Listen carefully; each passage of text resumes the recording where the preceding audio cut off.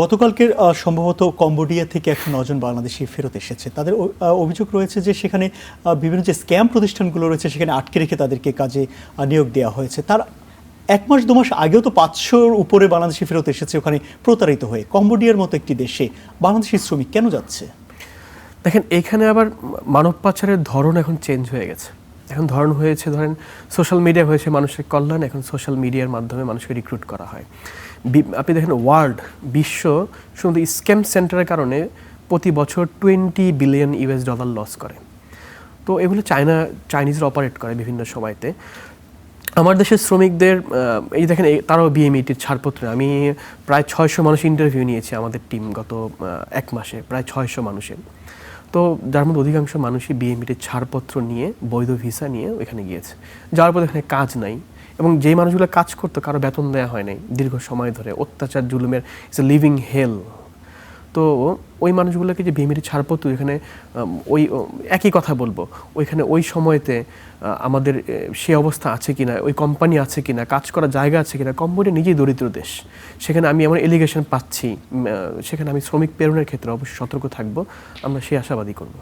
এখানে তো প্রধান গেটওয়ে, আপনি যেটা বারবার বলছিলেন যে বিএমইটির ছাড়পত্র সবাই নিয়েছে, প্রধান গেটওয়ে তো আসলে বিএমইটির হওয়ার কথা ছিল। এরপরে হয়তো আমরা সেখানকার যে দূতাবাসগুলো রয়েছে কিংবা আমাদের মিশনগুলো রয়েছে তাদের মাধ্যমে, বিএমইটির কি এখানে আসলে অনেক বেশি ব্যর্থতা রয়েছে না?